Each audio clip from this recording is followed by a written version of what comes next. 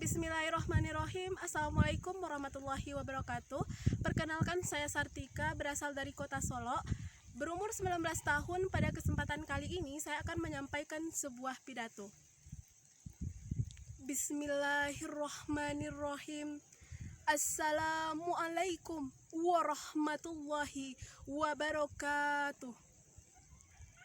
Puji dan syukur marilah sama-sama kita ucapkan kehadirat Allah Subhanahu wa Ta'ala yang telah melimpahkan rahmat dan karunia-Nya kepada kita bersama, sehingga pada kesempatan yang berbahagia ini kita masih diberikan nikmat kesehatan sehingga masih dapat mengikuti perlombaan keagamaan. Salawat dan salam tidak lupa pula kita sampaikan buat junjungan Nabi besar kita, yakni Nabi Muhammad sallallahu alaihi wasallam. Allahumma sholli ala Muhammad wa ala ali Muhammad.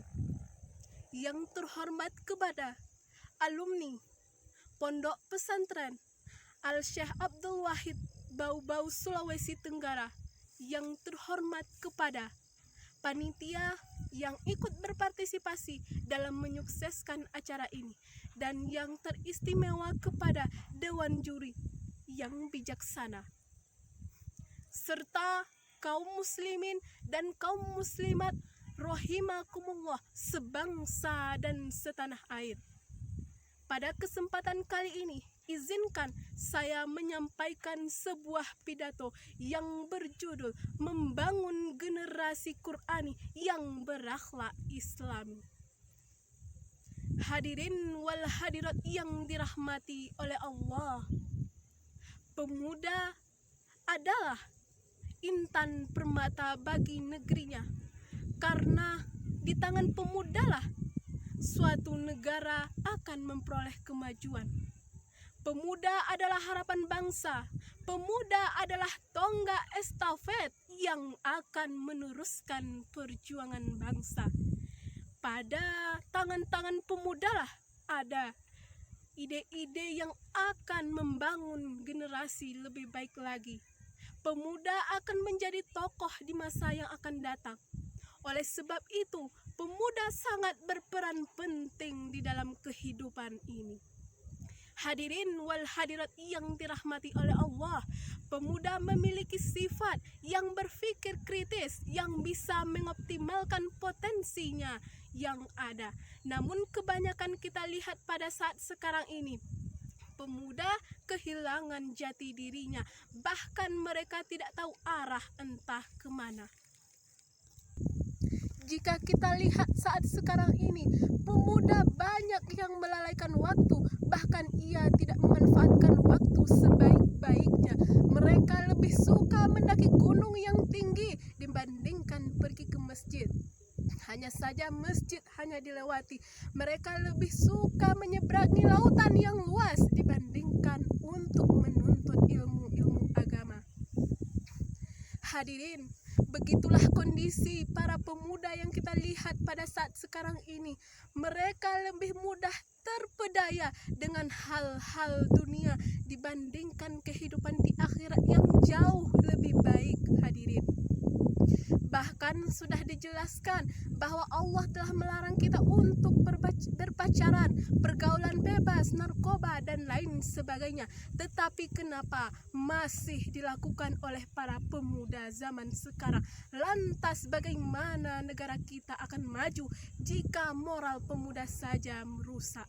Hadirin, sebagaimana Allah telah berfirman di dalam Quran surat Al-As, Bismillahirrahmanirrahim, wal az, demi waktu, innal insana lafil khus, sesungguhnya manusia berada dalam kerugian, illal ladzina amanu wa amilus solihati wa tawassau bil haq wa tawassau bil sabri, kecuali orang-orang yang beriman dan bertakwa, yang saling menasehati dalam kebenaran dan saling menasehati dalam kesabaran.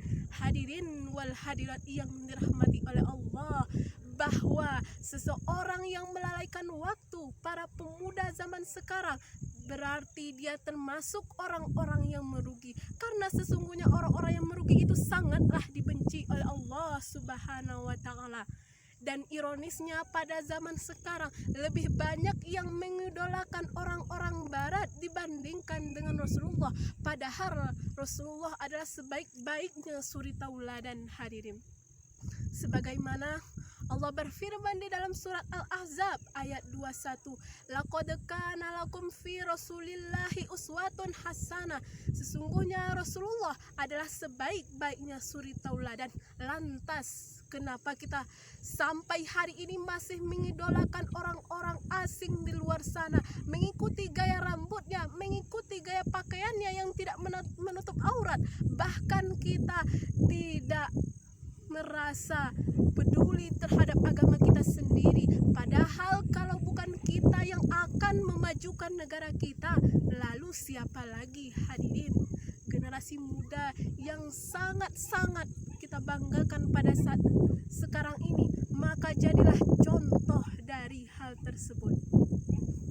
Hadirin wal hadirat yang dirahmati oleh Allah, salah satu penyebab jauhnya generasi muda dari peradaban, keagamaan, dari sunnah-sunnah Nabi adalah karena jauhnya dari Al-Quran dan tidak mengikuti sunnah Rasul dan tidak menjadi contoh bagi Rasulullah, karena Rasulullah telah dikatakan dia adalah sebaik-baiknya suri tauladan. Oleh sebab itu kita sekarang lupa dengan tujuan hidup, padahal Al-Quran adalah pedoman hidup kita, tetapi kita jarang membacanya. Jangankan untuk menghafal, memahami kandungannya, membacanya saja kita masih jarang dan ragu. Ketimbang dengan membaca novel, membaca hal-hal yang tidak penting, membaca chat yang berjam-jam, main sosmed yang berjam-jam, kita tidak pernah merasa sibuk. Tetapi ketika membaca Al-Quran, kita bilang sibuk, padahal itu adalah pedoman hidup bagi kita. Na'udzubillah wa na'udzubillah. Hadirin yang dirahmati oleh Allah, oleh sebab itu bangkitlah kita sebagai generasi muda, generasi Islami. Siapa lagikah yang akan memajukan negara kita, yang akan membangun agama kita lebih baik lagi kalau bukan muda-mudi Islam, kalau bukan kita sendiri? Karena di tangan kitalah sesungguhnya kemajuan itu berada. 10 tahun mendatang mungkin kita akan menjadi pemimpin, mungkin kita akan menjadi tokoh-tokoh di masyarakat. Kalau sekarang kita memiliki akhlak yang tidak baik, yang tidak mencontoh Rasulullah sebagai suri tauladan dan tidak menjadikan Al-Quran sebagai pedoman hidup kita, lantas mau dibawa kemana negara kita? Maka kehidupan akan hancur di negara kita. Oleh sebab itu jadilah orang-orang yang berpartisipasi dalam kehidupan berbangsa dan bernegara. Jadilah kita orang-orang yang baik, jadilah kita menjadi panutan bagi bangsa dan negara kita. Karena ingatlah hadirin, sebagaimana Allah telah berfirman di dalam Al-Quran surat Ar-Ra'd ayat 11, innallaha yughayyiru ma biqaumin hatta yughayyiru ma bi anfusihim. Sesungguhnya kami tidak akan mengubah nasib suatu kaum sebelum kaum tersebut mengubah nasibnya sendiri. Oleh sebab itu, mari kita bahu-membahu menjadi bangsa yang terus dalam beragama. Karena ingatlah, dengan semakin cintanya kita kepada Al-Quran, dengan menjadikan Al-Quran sebagai pedoman hidup kita, maka kita akan menjadi lebih baik ke depannya. Maka dari itu, marilah kita menjadi generasi yang berakhlak Islami.